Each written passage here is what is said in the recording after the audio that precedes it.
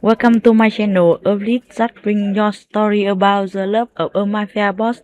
Now let's listen. The crystal chandeliers above me blurred into stars as I blinked back tears, my feet aching in the cheap heels I'd borrowed from my roommate. The marble floor of the Augustine Hotel ballroom gleamed like ice beneath hundreds of polished shoes, none of them mine. Not really. I didn't belong here. I knew it. They knew it. But I needed this job more than I needed pride. Champagne? I whispered to a woman dripping in diamonds, my voice barely audible over the string quartet. She didn't even glance at me, just plucked a glass from my tray with manicured fingers and turned back to her conversation, as if I were a piece of furniture. Invisible. That's what I'd become in the 6 months since Mom died, a ghost moving through spaces where real people lived real lives. I wove through the crowd, my black server's uniform too tight across my chest, too short at the hem. The other girls from the catering company looked polished, professional. I looked like I was playing dress-up in someone else's life. My reflection in the mirrored walls confirmed it. Mousy brown hair pulled back too severely, makeup applied with a shaking hand, eyes too wide and frightened for a 23-year-old woman. The event was some kind of charity gala. Rich people pretending to care about poor people while drinking $1,000 wine. I'd stopped listening to the speeches after the first hour. All I cared about was making it through the night without dropping anything, without drawing attention, without losing this job like I'd lost the last 3. That's when I first saw him. He stood near the bar, surrounded by men in dark suits who moved like shadows, fluid, dangerous, always watching. But he was different. Taller, broader, wearing a black suit that probably cost more than my yearly rent, perfectly tailored to shoulders that seemed carved from stone. His dark hair was swept back from a face that could have been beautiful if it weren't so hard, so cold.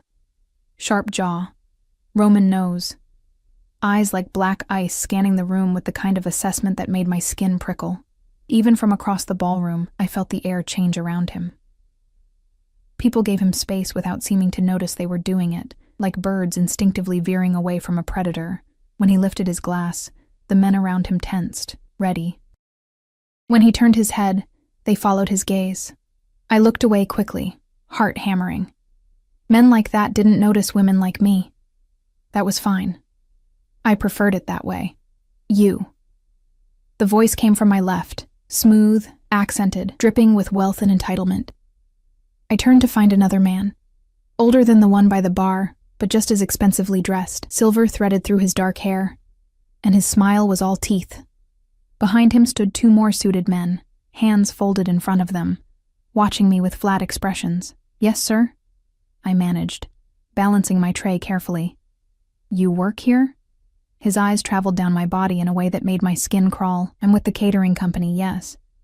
"Good. I need you to deliver something." He pulled a small envelope from his jacket pocket.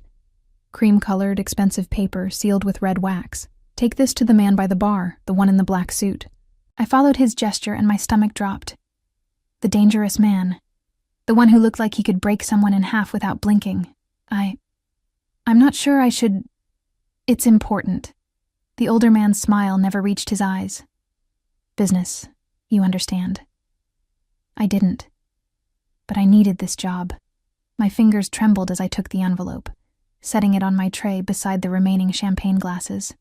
The paper felt heavy, ominous. "Tell him it's from Marco Vitelli," the man continued.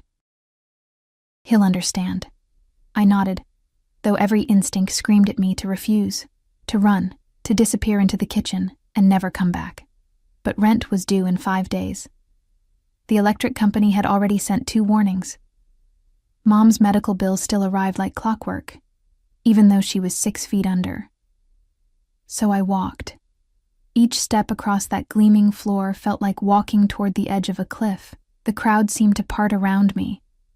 Or maybe I was imagining it. My heels clicked too loudly. My breathing was too shallow. The envelope sat on my tray like a bomb. 20 feet away I could smell him. Expensive cologne mixed with something darker. Tobacco. Whiskey. Danger. 15 feet. His men noticed me now. One of them shifted position, hand moving toward his jacket, 10 feet. He turned, and those black eyes locked onto mine, I froze.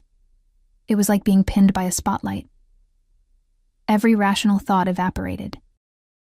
He was more terrifying up close, not because he was ugly, but because he was beautiful in the way a blade is beautiful. Sharp, cold, deadly. A scar cut through his left eyebrow, pale against olive skin. His mouth was hard, unsmiling. "Sir?" My voice came out as a squeak. He didn't speak, just stared at me with an intensity that made my knees weak. I have something for you, from..." I glanced back at the older man, who was watching us with that same predatory smile. "From Marco Vitelli." Something flickered in those black eyes. Not quite emotion, more like recognition. Danger. One of his men stepped forward and plucked the envelope from my tray before I could blink. He examined it, then handed it to his boss with a slight nod. The dangerous man broke the seal with his thumb, never taking his eyes off me. He read whatever was inside in seconds, his expression unchanging. Then he looked at me again, really looked at me this time, like he was memorizing every feature, every flaw, every trembling breath. "Who are you?" His voice was deep, rough, with an accent I couldn't place. Italian, maybe. Russian. Something that spoke of old countries and older violence. "Nobody," I whispered. I work for the catering company. Your name." It wasn't a question. It was a command. And I was too frightened, too exhausted, too broken to do anything but obey. "Emma Chase." "Emma." He studied me for another long moment, and I felt naked under that gaze, stripped of every pretense. He saw exactly what I was, a scared girl playing at being an adult, drowning in debt and grief, one missed payment away from disaster. Then he dismissed me with a slight turn of his head. I stumbled backward, nearly dropping my tray. One of his men caught my elbow, steadying me or warning me. I couldn't tell which. Then I was moving through the crowd again, my face burning, my hands shaking so badly the remaining glasses rattled. I made it to the kitchen before my knees gave out. Locked myself in the staff bathroom and pressed my forehead against the cool tile, trying to remember how to breathe. What had I just done? What was in that envelope? Why had Marco Vitelli used me as his messenger? Why had that man looked at me like... I couldn't finish the thought. When I finally emerged, my supervisor was waiting with crossed arms and a disappointed expression I'd seen too many times before. "Emma, we need to talk." My heart sank. "You were specifically requested to serve the VIP section," she said, consulting her tablet. "But several guests complained you seemed distracted, nervous. One said you were shaking so badly you nearly spilled champagne on a $10,000 dress. I'm sorry, This is your third event with us." "You're just not working out," she sighed, already looking past me toward more competent employees. "Finish out the night, collect your pay, but don't come back for tomorrow's booking." Fired. Again. I swallowed the lump in my throat and nodded, because what else could I do? Beg, cry. Explain that I'd just been used as a pawn in something I didn't understand, that the weight of that black-eyed man's stare had rattled me to my core. The rest of the evening passed in a haze.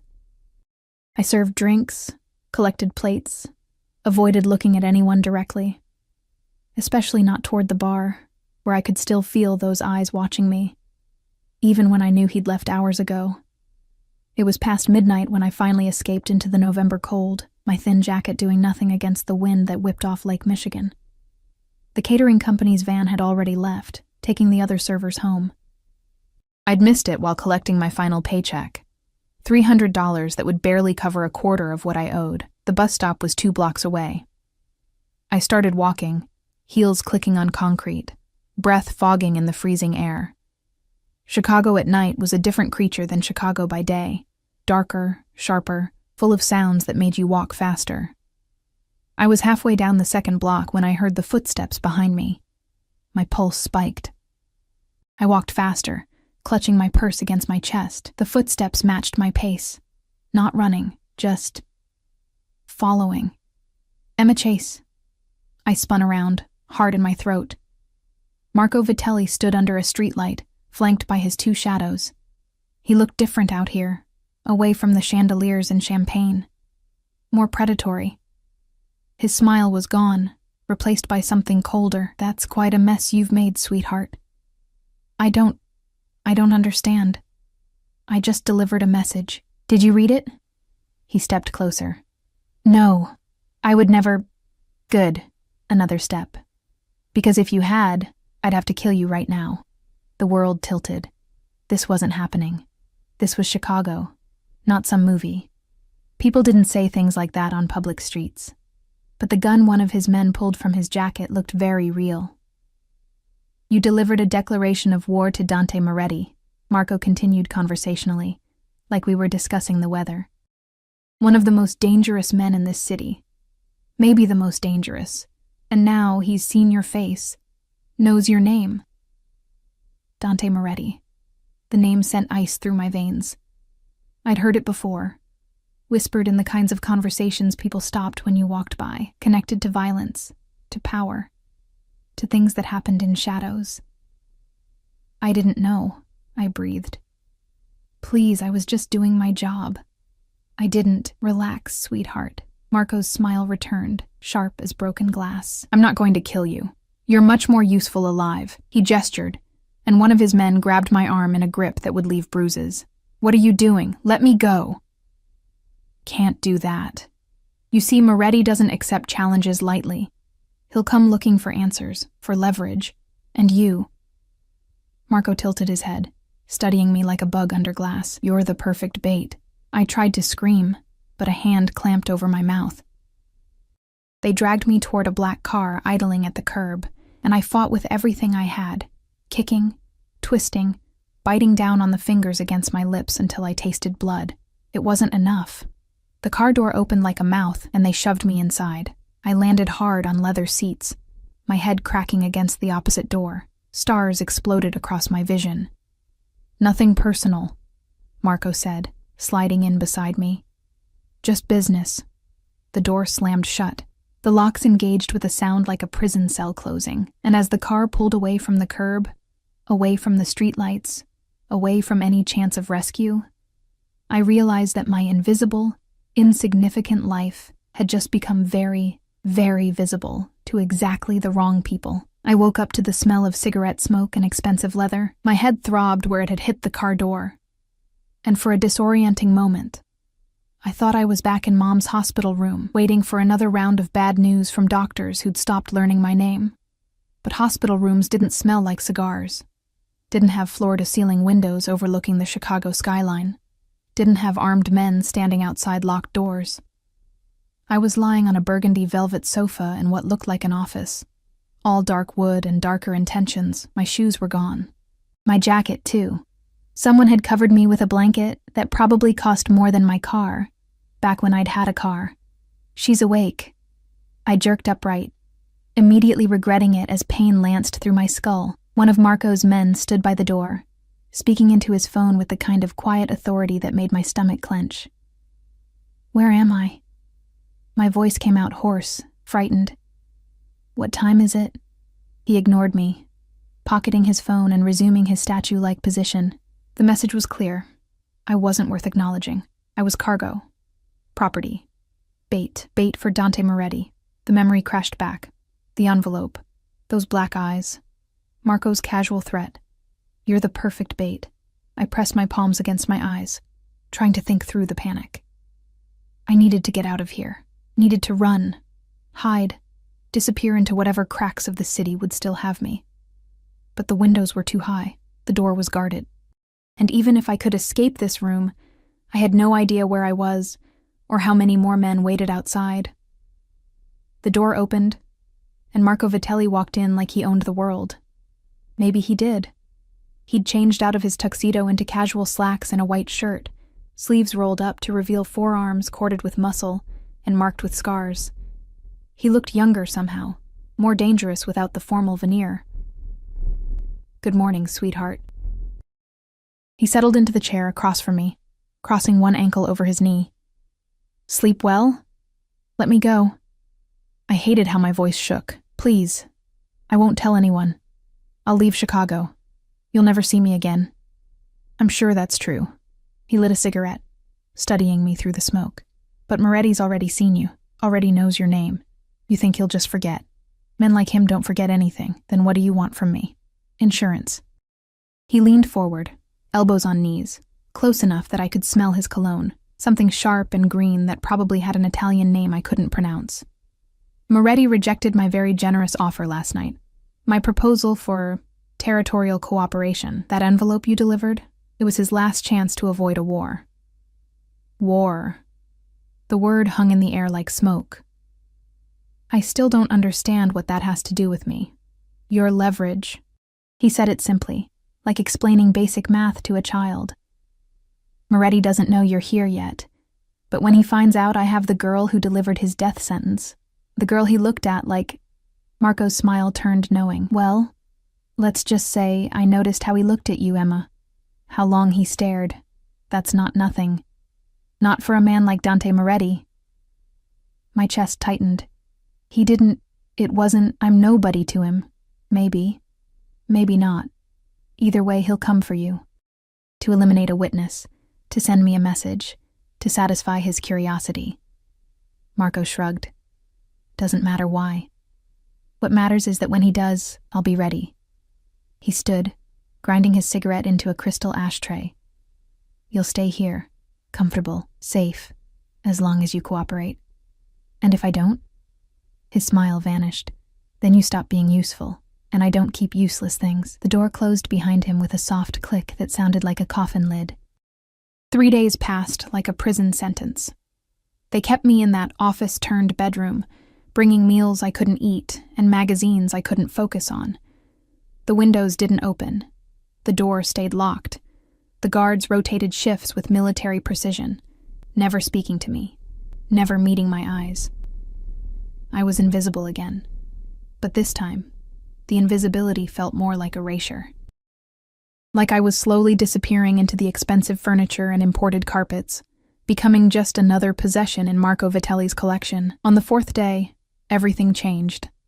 I was staring out the window, watching the city wake up in shades of gold and pink, wondering if anyone had noticed I was missing, when the shouting started. Distant at first, then closer. Gunshots cracked like thunder, and I threw myself behind the sofa, heart hammering against my ribs. More shots, breaking glass. Men yelling in Italian, in English, in languages I didn't recognize. The building shook.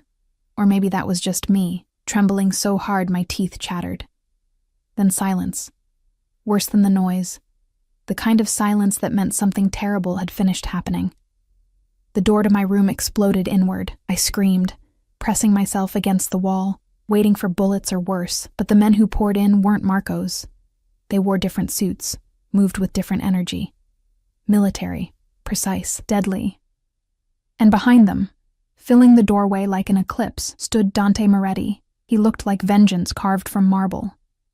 Blood spattered his white shirt. Not his, I thought wildly, because he moved without pain, without hesitation. His black eyes swept the room, cataloging exits, threats, me huddled in the corner like a terrified animal. Clear, one of his men said. Dante crossed to me in 3 strides. I flinched back, but there was nowhere to go, and then his hand was on my face. Rough, calloused, tilting my chin up so I had to meet those impossible eyes. Did they hurt you? His voice was low, controlled, but something violent simmered underneath. I shook my head, not trusting my voice. His thumb brushed my cheekbone, and I realized I was crying. When had I started crying? His jaw clenched, a muscle jumping beneath olive skin. Can you walk? Another nod. Then move. Now. He didn't wait for agreement, just wrapped one hand around my upper arm and pulled me toward the door. I stumbled, barefoot and disoriented, but his grip was iron. The hallway outside was a war zone. Bullet holes in the walls, blood on the marble floor, bodies I tried not to look at. Don't look, Dante said, as if reading my mind. Just walk. We moved through the carnage like ghosts, his men forming a protective circle around us. I heard sirens in the distance, growing closer. Someone was shouting orders in rapid-fire Italian. The air smelled like gunpowder and copper. Outside, 3 black SUVs idled at the curb, engines running. Dante shoved me into the back of the middle vehicle, climbing in beside me. His men piled into the other cars, and then we were moving, tires squealing against asphalt. I pressed myself against the opposite door, trying to process what had just happened. Dante Moretti, the most dangerous man in Chicago, according to Marco, had just shot his way into a fortified building to, what? Save me? Claim me? He was on his phone now, speaking in clipped Italian that sounded like threats disguised as conversation. Blood still marked his shirt, his hands. He'd killed people tonight, maybe a lot of people, because of me. The car stopped at a red light, and I made a decision born of pure panic. I yanked the door handle. Locked. Dante's hand clamped down on my wrist before I could try the window. Don't. Let me out. I pulled against his grip, desperate. I want to go home. There is no home.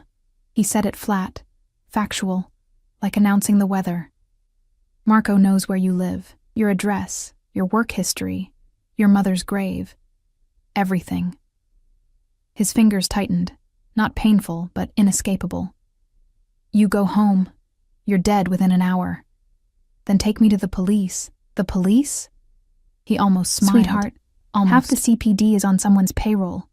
You really think they'll protect you from Marco Vitelli? For me, the light changed. We started moving again. I stopped fighting. Because what was the point? I was out of moves, out of options, out of the fragile illusion that I controlled anything about my life. Where are you taking me? Somewhere safe. Why? I turned to face him fully, searching that hard face for any hint of humanity. Why did you come for me? Marco said. He said you'd use me as a message. Kill me to prove a point. Dante's expression didn't change, but something dark flickered in his eyes. Marco Vitelli is a fool who mistakes cruelty for strength. He released my wrist, leaving red marks I'd feel for days. You delivered his declaration of war. That makes you his messenger. Under the old codes, messengers are protected. Old codes, I repeated numbly. Rules. Even monsters have rules. He pulled out another phone. This man seemed to have an endless supply. And typed something one-handed. You'll stay with me until this is resolved. Resolved? What does that mean? It means Marco dies, or I do. He said it like discussing dinner plans. Either way, you'll be free. The SUV pulled into an underground garage, fluorescent lights flickering overhead. We descended deeper into the earth, past rows of expensive cars, until we reached a level marked private. The vehicle stopped in front of an elevator flanked by 2 more armed men. Dante climbed out, then actually waited for me to follow. Like I had a choice. Like this was anything other than trading one prison for another. The elevator required a key card and a fingerprint. It rose so smoothly I barely felt the movement, my ears popping as we climbed floor after floor. When the doors opened, I stepped into a penthouse that made Marco's office look like a motel room. Windows wrapped around 3 walls, offering a panoramic view of Chicago at dawn. The floors were dark hardwood, the furniture all clean lines and muted colors. Art I didn't recognize hung on the walls. Probably originals, probably worth more than I'd make in 10 lifetimes. This way. Dante led me down a hallway to a bedroom that was bigger than my entire apartment. King-sized bed, walk-in closet, bathroom with a tub that could fit 3 people. Everything in shades of cream and gold that somehow didn't feel warm. You'll stay here, he said, gesturing around like he was showing me a hotel room, not a gilded cage. There are clothes in the closet. My assistant will bring more in your size tomorrow. Don't try to leave. The elevator won't work without authorization, and the stairwells are monitored. So I'm a prisoner? You're protected. He moved closer, and I forced myself not to retreat. There's a difference. Is there? For the first time since the ballroom, something almost like interest crossed his face. You're not what I expected. What did you expect? Fear. Gratitude. Tears. His head tilted slightly, studying me. You're frightened. But you're angry too. That's unexpected. I laughed, a sound with no humor in it. My mom died 6 months ago. I've been fired from 7 jobs. I'm drowning in medical debt. And now I'm caught in a war between 2 criminals because I delivered the wrong envelope. I met his eyes, refusing to look away. Anger is all I have left. Something shifted in his expression. Not softness exactly, but recognition. Like he understood what it meant to have nothing left but rage. Get some rest, Emma Chase. He turned toward the door. Tomorrow, we'll talk about what happens next. Will you answer my questions? He paused in the doorway. Depends on the questions. Why did you look at me like that, at the gala? Like you. I couldn't finish. Couldn't name what I'd seen in those black eyes. Dante was quiet for so long, I thought he wouldn't answer. Then, because you reminded me of someone. Someone I failed to protect. Who? But he was already gone, the door closing with a soft click that sounded too much like all the other doors that had closed in my life. Final, absolute. Leaving me alone in another beautiful room that felt like a tomb. I sank onto the bed, still wearing my ruined server's uniform, and finally let myself cry. Not for what had happened, but for what was coming. Because men like Dante Moretti didn't save people out of kindness. They collected debts, demanded payment, and whatever price he'd eventually ask. I knew I couldn't afford it. Outside the windows, Chicago blazed with morning light, indifferent and eternal. Inside this golden cage, I was already learning to recognize the sound of my own heartbeat. Fast, frightened, furious, and the heavier, slower rhythm of footsteps in the hallway beyond my door.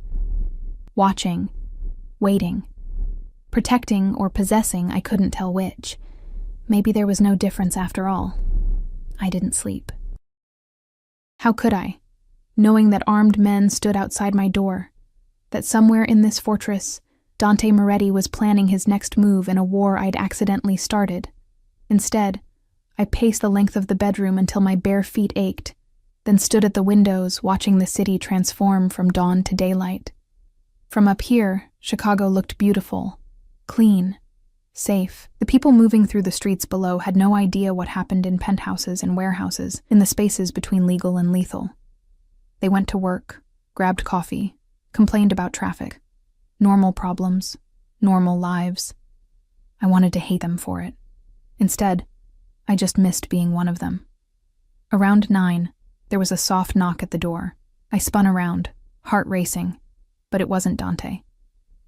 A woman entered, early 50s, elegant in tailored black pants and a silk blouse, her dark hair pulled back in a sleek bun. She carried several shopping bags, all from stores I'd only window shopped at in my previous life. Miss Chase. Her accent was slight, refined. I'm Teresa, Mr. Moretti's assistant. I've brought you some essentials. She set the bags on the bed with practiced efficiency, pulling out clothes, toiletries, even makeup. Everything in my size, everything expensive. I stared at a cashmere sweater that probably cost more than my monthly rent used to be. How did you know? Mr. Moretti is very thorough. Teresa's smile was professional, revealing nothing.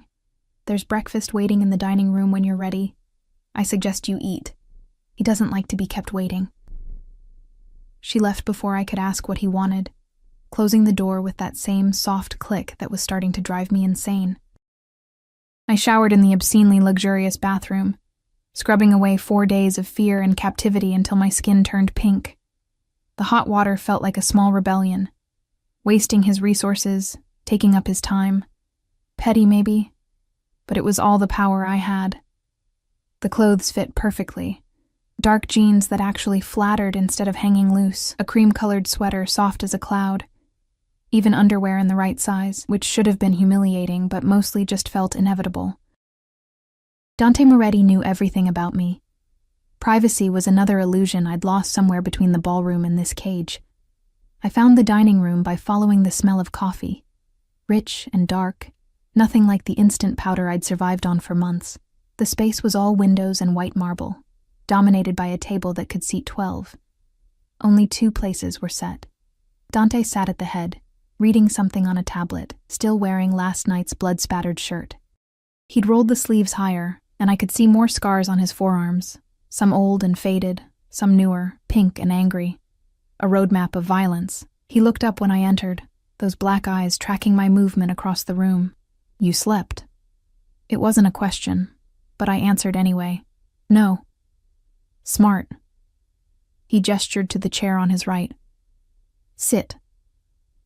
I wanted to refuse on principle, but the food spread across the table made my stomach growl traitorously. Fresh fruit, Pastries, eggs, bacon. More food than I'd seen in one place since Mom got sick, and grocery shopping became a luxury I calculated to the penny. I sat, started filling my plate with shaking hands. "Eat slowly," Dante said, not looking up from his tablet. "You'll make yourself sick." Shame burned through me, but he was right. I forced myself to take small bites, to chew properly, even though everything tasted like heaven, and my body screamed for more, more, more. We ate in silence for several minutes. He seemed content to ignore me, scrolling through what looked like financial reports. Numbers I couldn't decipher, columns that probably represented money I couldn't imagine. This was his world. Power measured in digits, influence bought and sold like commodities. "You have questions," he said finally, setting down the tablet. "Ask." I swallowed a bite of croissant. "Why am I really here? I told you. You told me about old codes and protection." "I don't believe you." I met his eyes, forcing courage I didn't feel. "Men like you don't rescue people out of honor." "So what do you want from me?" His expression didn't change, but something almost like approval flickered across his face. "You're right. Honor is a luxury I can rarely afford." He leaned back in his chair, studying me like I was a puzzle he hadn't quite solved. "The truth? Marco used you to declare war. That makes you a symbol, and symbols have power. I'm not a symbol. I'm a person. In my world, there's no difference." He poured more coffee, the gesture oddly domestic. "Marco thinks he can use you to bait me, to distract me while he consolidates his territory. He's wrong, but as long as he believes it, you're valuable." "Valuable how?" "Alive. You're leverage I hold instead of him. Dead, you're a message that I don't tolerate threats against what's mine." He said it casually, like discussing the weather. "Either way, you matter. That's more than you had before." The words hit like a slap, because he was right. Before the ballroom, before the envelope, I'd been nobody. Invisible. Disposable. At least now I mattered enough to keep alive. "What happened to the person I reminded you of?" I asked quietly. "The one you failed to protect." Dante's jaw tightened. For a long moment I thought he wouldn't answer. Then, "My sister, Juliana." He said her name like a prayer. "She was 19. Beautiful." His fingers wrapped around his coffee cup hard enough that I heard the ceramic creak. "A rival family took her, used her to get to my father. By the time we found her, he didn't finish. Didn't need to." "I'm sorry," I whispered. "Don't be." He looked at me with eyes gone flat and cold. "I killed every single one of them, burned their territory to ash. That was 15 years ago, and people still whisper about it." A terrible smile ghosted across his mouth. "That's what happens when you take something that belongs to me." The implicit threat hung in the air. I was something that belonged to him now. Marco had taken me, and Dante had taken me back. Possession wrapped in the language of protection. "I want to go home," I said, hating how my voice broke. "I know." He stood, buttoning his shirt cuffs with precise movements. "But want and have are different things. You'll learn that here." "How long?" "Until Marco is dead, or until he stops looking for you." Dante moved toward the door, then paused. "There are rules while you're under my protection. Don't leave the penthouse. Don't contact anyone from your old life. Don't test the security." He turned to face me fully. "And don't mistake my protection for kindness, Emma. I'm not a good man. I'm just the better option than Marco Vitelli." "That's not saying much." "No," he agreed. "It's not." He left, and I was alone again with the remains of breakfast and the weight of my new reality. Days blurred into a week, then 2. I existed in a strange limbo, comfortable but captive, safe but suffocating. Teresa brought me books, clothes, anything I asked for except freedom. The penthouse became my entire world, 50 floors above the city, but might as well have been a different planet. Dante was often gone, disappearing for hours or days at a time. When he was here, he mostly ignored me, working in his office or taking calls in Italian that sounded like threats wrapped in silk. But sometimes, late at night, I'd find him in the living room, staring out at the city with a glass of whiskey and an expression that looked almost human. I learned his routines. Coffee at 6, black and bitter. Calls to his various lieutenants throughout the morning. Gym at noon. I could hear the rhythmic thud of fists against a heavy bag somewhere in the penthouse. More calls. More meetings. Dinner at 8 when he was home, always perfectly prepared by a chef I never saw. And he learned mine. How I curled up in the window seat with books I couldn't focus on. How I avoided mirrors because seeing myself in borrowed clothes in a borrowed life made everything worse. How I woke up at 3 a.m. from nightmares about gunfire and blood, gasping in the dark. The third time I woke up screaming, he appeared in my doorway like a shadow made solid. Nightmare? He leaned against the doorframe, wearing only pajama pants, his torso a canvas of more scars and ink I'd only glimpsed before. I pulled the blanket up to my chin, suddenly aware I was wearing only a tank top and shorts. I'm fine. You're not. He crossed to the bed, moving with that predatory grace that made my pulse spike. You haven't been fine since the ballroom. Whose fault is that? Mine, Marco's, your own, for being in the wrong place. He sat on the edge of the mattress, close enough that I could smell his cologne, the same scent from that first night, now familiar in a way that felt dangerous. Blame doesn't change the situation. Then what does? Time. Adaptation. His eyes found mine in the darkness. Acceptance. You want me to accept this? Accept being your prisoner? I want you to stop fighting what you can't change. His hand reached out, and I flinched. But he just tucked a strand of hair behind my ear, the gesture almost gentle. You're exhausting yourself. And for what? Tears burned behind my eyes. I had a life. It wasn't much, but it was mine. That life is gone, Emma. Mourn it if you need to, then move forward. Forward to what? I demanded. What happens when Marco's dead? Do you just let me go? Put me back in my shitty apartment with my shitty jobs and pretend none of this happened? Dante's expression shifted into something I couldn't read. Is that what you want? I want to not be a pawn in your war. I want to matter because I'm a person, not because I'm useful. The words came out harsh, raw. I want someone to see me as more than leverage, or a symbol, or a fucking mistake. I see you. The words hung between us, weighted with meaning I didn't dare examine. His hand was still in my hair, thumb brushing my temple in a rhythm that matched my racing heartbeat. You see a problem to solve, I whispered. Maybe at first. His voice dropped lower, rougher. Not anymore. I should have pulled away, should have reminded myself, that this was Stockholm Syndrome. That captivity bred false intimacy, that he was a monster who'd killed for less than looking at him wrong. But I didn't move. Couldn't move. Because for the first time in 6 months, someone was really looking at me. Not through me. Not past me. At me. This is a mistake, I breathed. Yes. He leaned closer, and I could feel the heat of him, the danger. But I've made worse. His phone buzzed. Then again. Then started ringing with an urgency that shattered the moment like glass. Dante pulled back, his expression shuddering.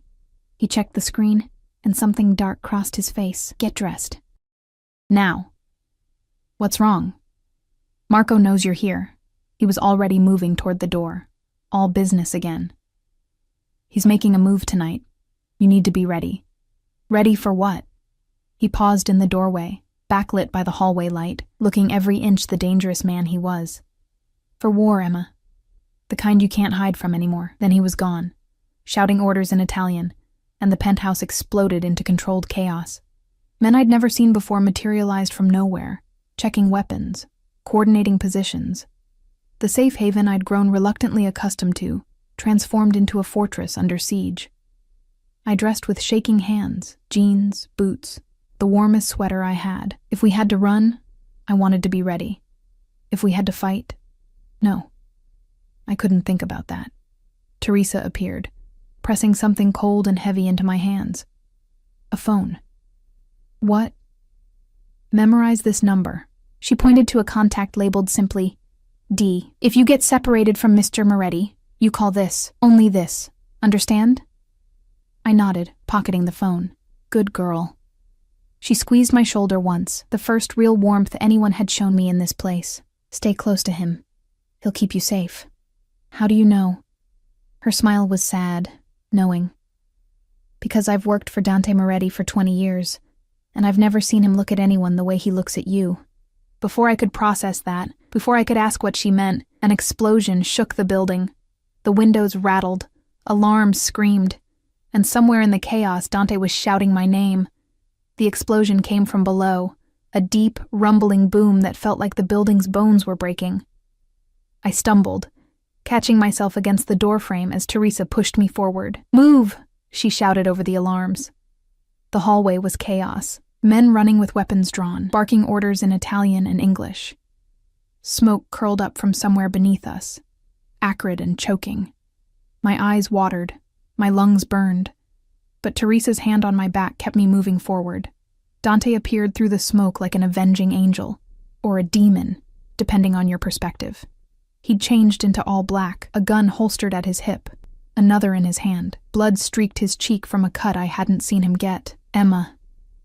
His voice cut through the noise. "Come here now." I didn't hesitate. Whatever else he was, right now he was safety. I ran to him, and his arm locked around my waist, pulling me against his side. "Basement's compromised," one of his men reported. "They came through the parking garage, at least 20 hostiles. Marco?" Dante's voice was ice. "Not confirmed yet, sir." "Then confirm it." He turned to another man.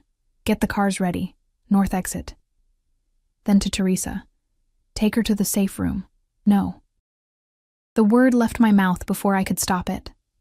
Dante's eyes snapped to mine. "This isn't a discussion. You said not to get separated." I gripped his jacket, my fear transforming into something sharper.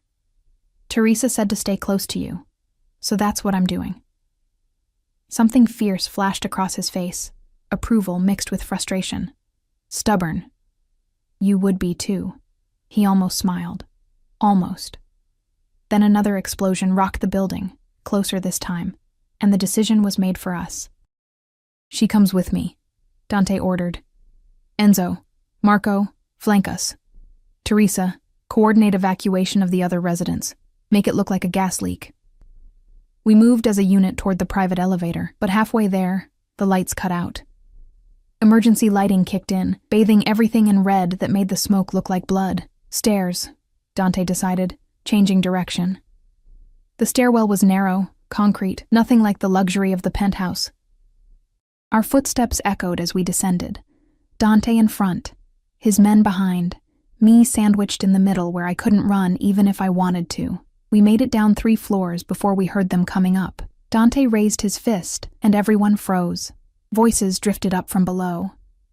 English with thick Chicago accents, Marco's men. They were sweeping the building floor by floor, looking for us. "Back up," Dante whispered. Quietly.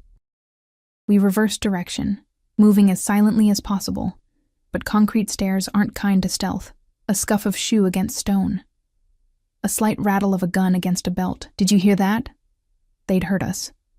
"Go," Dante hissed. And we were running, up instead of down, away from the exit, back toward the penthouse we'd just fled. Behind us, shouts erupted. Footsteps thundered. A gunshot cracked, and concrete exploded inches from my head. I screamed, ducking instinctively. Dante grabbed my hand and yanked me forward with brutal efficiency. We burst back into the penthouse hallway, just as more of Marco's men appeared from the elevator. They'd overridden the system somehow. We were trapped. Dante shoved me behind him, raising his gun. His men formed a protective semicircle, weapons trained on both directions. The smoke was thicker up here now, and through the haze, I counted at least a dozen hostile figures closing in. "Moretti!" A familiar voice cut through the tension. Marco Vitelli stepped out of the smoke like he owned it, flanked by twice as many men as Dante had. He'd ditched the expensive suits for tactical gear, a gun in each hand, his smile sharp as broken glass, nowhere left to run. "I don't run." Dante's voice was pure menace.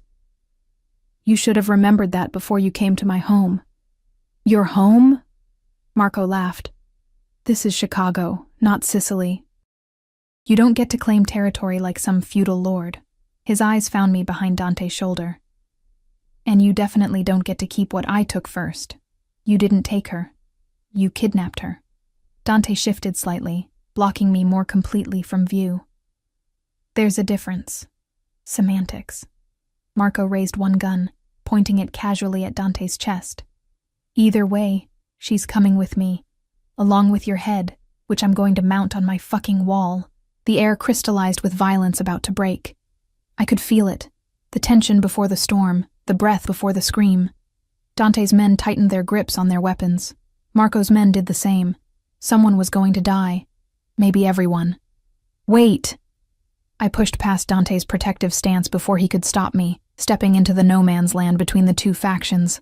Wait, please, Emma, get back here.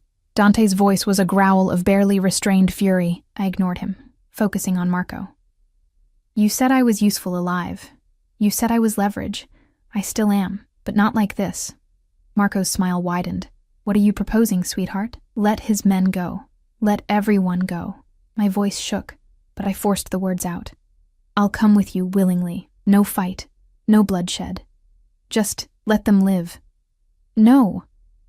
Dante grabbed my arm, spinning me around. His eyes blazed with something beyond anger, something that looked almost like fear. You're not sacrificing yourself for me. I'm not sacrificing myself for you. I met his gaze steadily. I'm doing it for them. I gestured to his men, these strangers who'd protected me simply because he'd ordered it, and for Teresa. And for everyone else in this building who's going to die if this turns into a war zone. Noble, Marco observed. Stupid, but noble. Unfortunately, I don't make deals with livestock. He pulled the trigger. Everything slowed. I saw the muzzle flash, saw Dante's eyes go wide, saw him move. Not away from the bullet, but toward me, his body becoming a shield. The impact drove us both to the ground. I landed hard, Dante's weight crushing the air from my lungs. Hot liquid spattered across my face, my neck, blood. His blood. No, no, no. I tried to push him off, to see where he was hit, but he was already moving, rolling us behind a marble pillar as more gunshots erupted. The penthouse became a battlefield, the carefully cultivated elegance shattered under bullets and blood. Glass exploded, walls splintered, men screamed and fell and died, and Dante kept himself between me and every bullet, his breathing harsh in my ear, his hand pressed against my head to keep me down. You stupid bastard, I sobbed. You're bleeding. Shoulder. I'm fine. He wasn't fine. I could feel the blood soaking through his shirt, hot and sticky. Stay down. You're going to die protecting me. Better me than you. He said it simply, like it was obvious. Like his life meant less than mine when we both knew that was insane. The firefight lasted maybe 3 minutes. Maybe 3 hours. Time stopped meaning anything in the smoke and chaos, but eventually, the gunfire slowed. Stopped. Dante's men had driven Marco's back, or killed them. I didn't want to know which. Sir! One of Dante's lieutenants appeared through the smoke. North stairwell is clear. We need to move now. Dante tried to stand, swayed, and I caught him before he fell. For the first time, I saw genuine pain cross his face. I'm getting you out of here, I said, wrapping his uninjured arm around my shoulders. Don't argue. Wasn't going to. He leaned heavily on me, and I staggered under his weight but held firm. We made it to the stairwell, down 6 flights while Dante bled and breathed in ragged gasps. His men surrounded us, checking corners, clearing the way. By the time we reached the garage, he'd left a trail of red behind us. 2 armored SUVs waited, engines running. Enzo pulled open the back door, and I helped Dante inside before climbing in after him. The vehicle lurched forward before the door even closed, tires screaming against concrete. Hospital, I demanded. No hospitals. Dante's eyes were half closed, his face pale beneath olive skin. Marco owns half the doctors in this city. Then where? Safe house. 20 minutes. He leaned his head back against the seat, breath coming shallow. I've survived worse. I grabbed his face, forcing him to look at me. Don't you dare die on me. Not after everything. His hand covered mine, blood slick and trembling. Worried about me, Emma? Yes, you idiot. Tears streamed down my face. Yes. Good. His thumb brushed my cheek, smearing his blood across my skin. That's good. His eyes closed. Dante. I shook him, panic clawing through me. Dante, stay awake. Still here. But his voice was fading, his grip on my hand loosening. Just tired. Drive faster, I screamed at Enzo. The city blurred past the windows. Red lights, we ran them.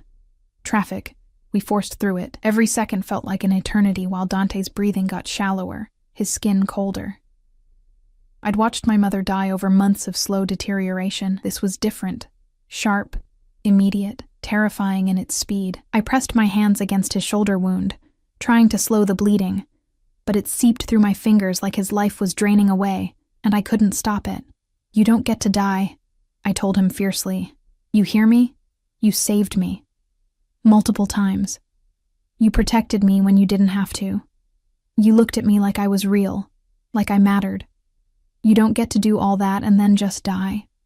His eyes cracked open, focusing on me with effort. Emma, save your strength.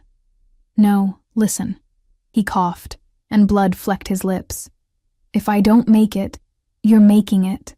Teresa has instructions, money, new identity. You disappear somewhere Marco will never find you.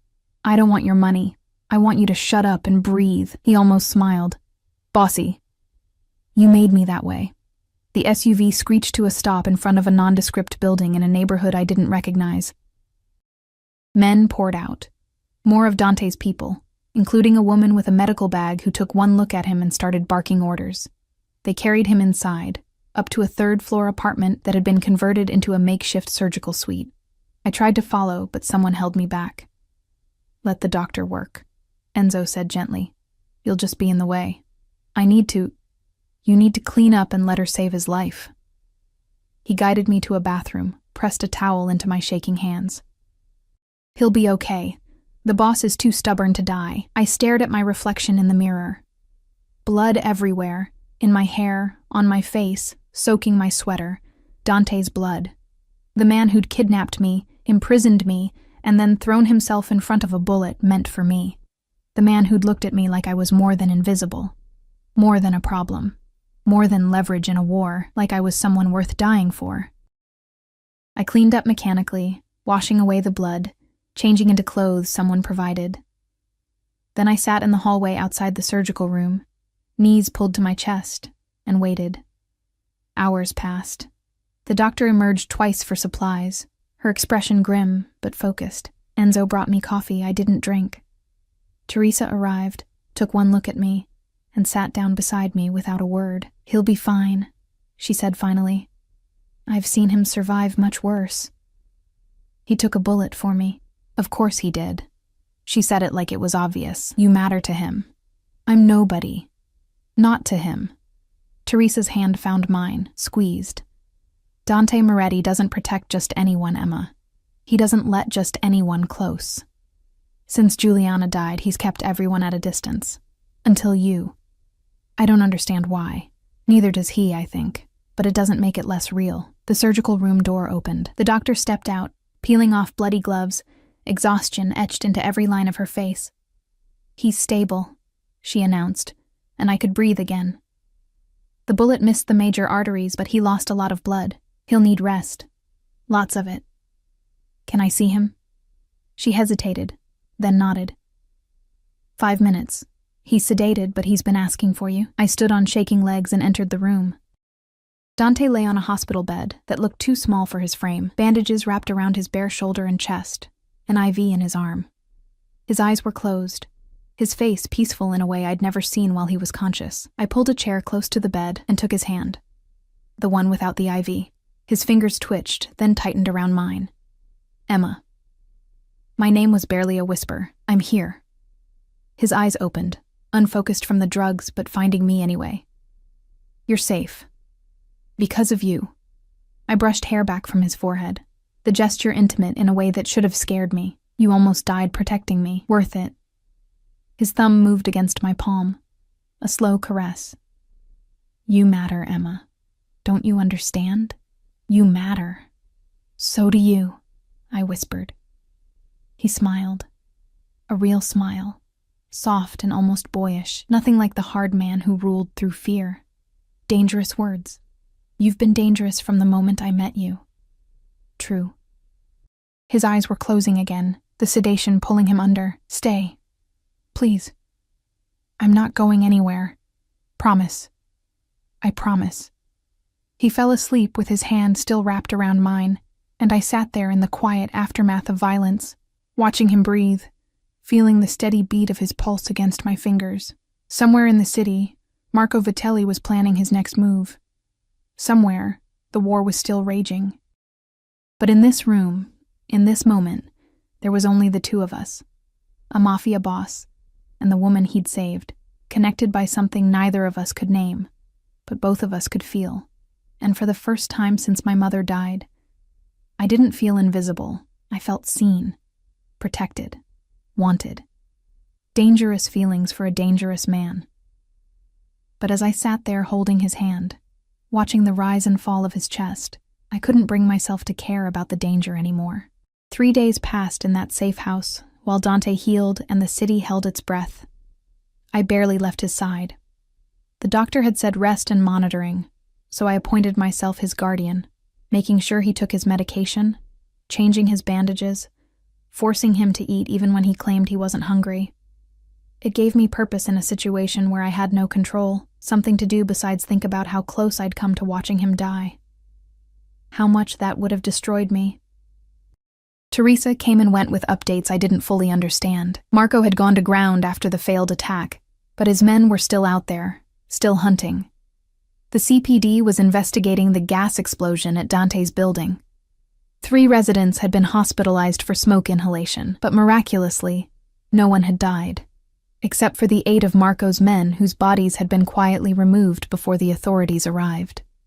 On the 4th morning, I woke in the chair beside Dante's bed, my new sleeping arrangement, to find him watching me. You look terrible, he said, his voice still rough but stronger. You were shot. I'm allowed to look terrible. I sat up, stretching muscles that ached from too many nights in that chair. How do you feel? Like I was shot. He shifted, wincing, but alive. Thanks to you.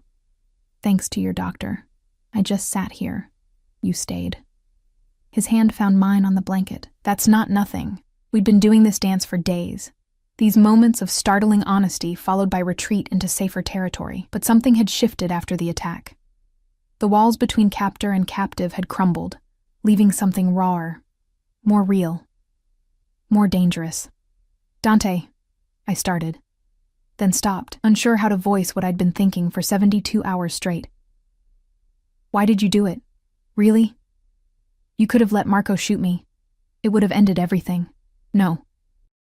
His grip tightened on my hand. It would have started something far worse. I don't understand. He was quiet for a long moment, his thumb tracing circles on my palm. When Juliana died, I swore I'd never let anyone close again. Never care about anyone who could be used against me. It's worked for 15 years. His eyes met mine, and I saw something vulnerable there. Something that looked like fear. Then you walked into that ballroom, all terrified courage and invisible anger, and I couldn't look away. My breath caught. I told myself it was just recognition. You reminded me of her. Same age, same fragility wrapped around hidden strength. But it wasn't that. He pulled my hand to his chest, right over his heart. I could feel it beating, strong and steady beneath bandages and damaged skin. It was you, Emma. Just you. I'm nobody, I whispered. But the words felt hollow now. You keep saying that. Keep believing it. He sat up with effort, ignoring my protest, until we were face to face. But you're wrong. You delivered a declaration of war to the most dangerous man in Chicago without flinching. You offered yourself to Marco to save my men. You stayed by my side through a firefight when you could have run. You held my hand while I bled and told me I didn't get to die. His free hand cupped my face, rough and gentle. That's not nobody, Emma. That's someone extraordinary who's been told she's worthless for so long she started to believe it. Tears spilled down my cheeks. I don't know how to be extraordinary. You already are. He leaned closer, and I could smell him. Antiseptic and blood and that cologne that had become synonymous with safety. The question is, Whether you'll let yourself believe it, and if I do, my voice broke. What then? You're still a mafia boss. I'm still the girl who got caught in your war. We're still impossible. Maybe. His forehead touched mine, and I felt the tremor in his breath. Or maybe impossible is just another challenge to overcome. That's insane. Most of my life is insane. He smiled, and it transformed his face into something almost boyish. What's one more impossibility? I should have pulled away.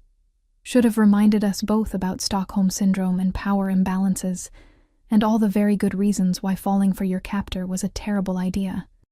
Instead, I kissed him. It was soft at first, tentative, testing. His lips were warm despite the pallor of blood loss, and he tasted like the coffee I'd forced on him an hour ago. For a heartbeat, he froze, surprised, then his hand slid into my hair, and he kissed me back like I was air, and he'd been drowning. The kiss deepened, became something desperate and hungry. Weeks of tension, of fear, of denying what had been building between us exploded into this moment. His good arm wrapped around my waist, pulling me closer despite his injuries. I tried to be careful, tried not to hurt him, but he made a sound low in his throat that had nothing to do with pain. Emma. My name was a prayer on his lips. If we do this, there's no going back. I don't want to go back. I kissed him again, tasting the truth in my own words. I don't want to be invisible anymore. I don't want to be afraid. I just want... What? His hand cradled my face like I was something precious. What do you want? You. The admission felt like jumping off a cliff. I want you. Even though it's crazy, even though you're dangerous and impossible and I should run as far and fast as I can, I want you. His smile was pure male satisfaction. Then you have me. A knock on the door shattered the moment. We pulled apart as Enzo entered, his expression grim. Boss, we have a problem. Dante's demeanor shifted instantly, from tender to terrifying in a heartbeat. What kind of problem? Marco. He's requested a sit-down. Neutral territory. Says he wants to negotiate terms. It's a trap. I said it before thinking, but Dante nodded. Of course it's a trap. The question is what kind. He turned to Enzo. When and where? Tonight. Millennium Park. Says to bring the girl or there's no deal. My stomach dropped. He wants to trade me. He wants to kill me and take you. Dante's voice was ice. Standard play. We meet, he ambushes us, eliminates the competition, so we don't go. I gripped his hand. We stay here. We wait him out, and he burns down half the city looking for us. Dante shook his head. No. This ends tonight. One way or another. You're not well enough. I'm well enough to end this. He stood, swaying only slightly, and started pulling on clothes with grim determination. Enzo. Gather everyone. Full tactical. I want snipers on every rooftop within 500 yards. Marco wants war. I'll give him one he can't survive. Dante, please. I caught his arm, desperation making me bold. Don't do this. Not for me. He turned, cupping my face in both hands. Especially for you. Marco took you once, terrorized you, nearly killed you in my own home. That debt gets paid, Emma, in blood. And if you die paying it, then you disappear. New name, new life, far from Chicago. Teresa has everything arranged. He kissed my forehead, gentle despite the violence in his eyes. But I'm not planning to die. I'm planning to win. Millennium Park at night was beautiful and eerie. The bean sculpture reflecting distorted lights, empty pavilions echoing with the sound of our footsteps. The city sparkled around us, oblivious to the showdown about to happen in its heart. Dante had insisted I wear a bulletproof vest under my coat. I'd insisted on coming at all, despite his protests. We'd compromised by surrounding me with 6 of his most trusted men, each armed and ready for Marco's inevitable betrayal. We met at Cloud Gate, the Bean, where the metal surface reflected an army of Dante's men positioned throughout the park. I counted at least 20, probably more I couldn't see, snipers on rooftops, just like he'd promised. This wasn't a negotiation, it was a declaration. Marco arrived 15 minutes late. A power play. He had fewer men visible, but I didn't trust that. He was too confident, Too relaxed for someone walking into enemy territory. Moretti? Marco's smile was all teeth. You look like shit. Bullet wound treating you well? Better than you'll be treating your funeral. Dante stood straight despite the pain I knew he was in. You wanted to talk. Talk. Simple terms. Marco's eyes slid to me, and I felt Dante tense beside me.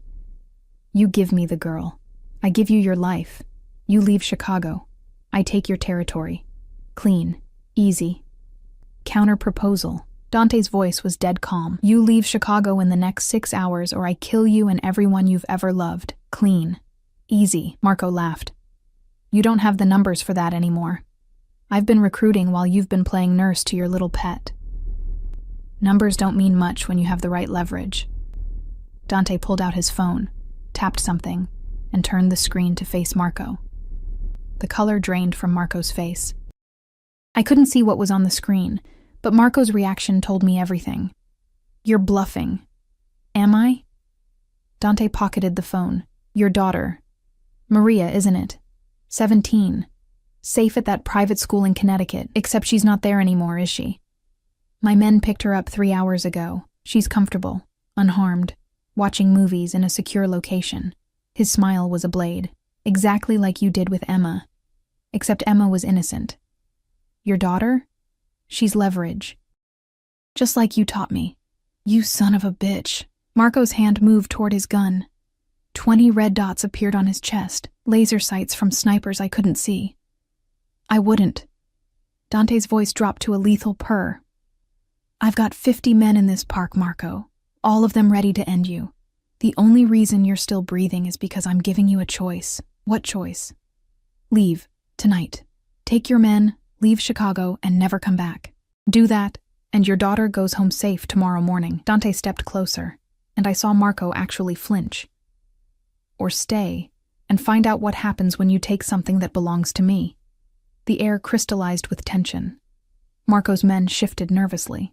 Dante's remained perfectly still, waiting for the order. You've gone soft, Marco spat. Over some worthless girl. Your father would be ashamed. My father is dead. I killed him myself for less than what you've done. Dante's hand found the small of my back. Possessive, protective. And Emma isn't worthless. She's mine. That makes her the most valuable thing in this city. Something in Marco's expression crumbled. He'd lost, and he knew it. The bluff, the bravado, the attempted power play, all of it meaningless against Dante's absolute certainty. 6 hours, Marco said finally, defeated. 4. I'm feeling generous. Dante's smile was cold. And Marco? If I ever see you again, if I ever hear you're within 100 miles of Chicago, your daughter dies slow. Understood? Marco nodded once, sharp and bitter, then turned and walked away. His men followed, their guns lowering, their shoulders slumped. We'd won. I waited until they were out of sight before I let myself breathe. Did you really kidnap his daughter? Of course not. Dante guided me toward the waiting SUVs. Maria's at school, safe and clueless.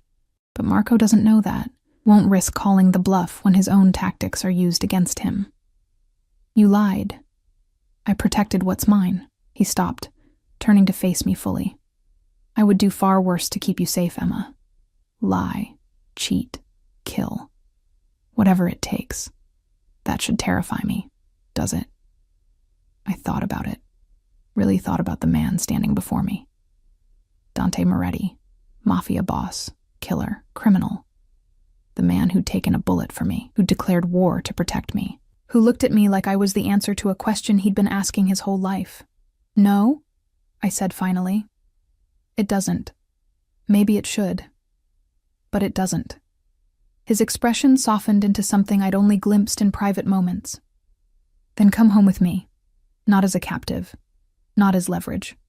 As mine. You're what? Whatever you want to be. My woman. My partner. My reason for being less of a monster. He pulled me close, careful of his injuries, his forehead resting against mine. I'm not good, Emma. I'll never be good. But I can be better. For you. I kissed him there in the shadow of the bean. in the heart of the city that had tried to break us both, and I felt something click into place. This was insane, impossible, a fairy tale written in blood and bullets. But it was mine. "Take me home," I whispered against his lips. "Which one?" His smile was soft, genuine. "I have several.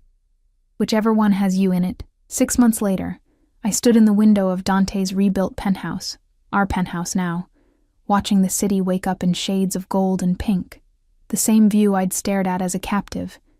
But everything was different now. I was different. The medical bills were gone, paid off within a week of Marco's exile. My mother's grave had a proper headstone now, white marble with fresh flowers delivered weekly. I'd gone back to school, business management, because Dante's empire needed someone who understood numbers, and I'd discovered I was good at it. I wasn't invisible anymore, wasn't nobody. I was Emma Moretti. The name change had happened 3 months ago in a private ceremony with just Teresa and Dante's inner circle. Not a traditional wedding, but then nothing about us was traditional. Arms wrapped around my waist from behind, and I leaned back into Dante's warmth. His shoulder had healed, leaving another scar to add to his collection. He wore them like medals, proof of survival. "Morning," he rumbled against my neck. "Morning." I turned in his embrace, studying his face in the early light. Still hard, still dangerous, but softer around the edges when he looked at me. "Teresa called. She needs us at the office by 10. We have time." His hand slid under my silk robe, one of dozens he'd bought me, each more expensive than the last. "I can think of better ways to spend the morning than spreadsheets," I laughed, swatting his chest. "You're insatiable. Only for you." He kissed me slow and deep, and I felt the truth of it in every touch. Dante Moretti loved me, fiercely, possessively, absolutely.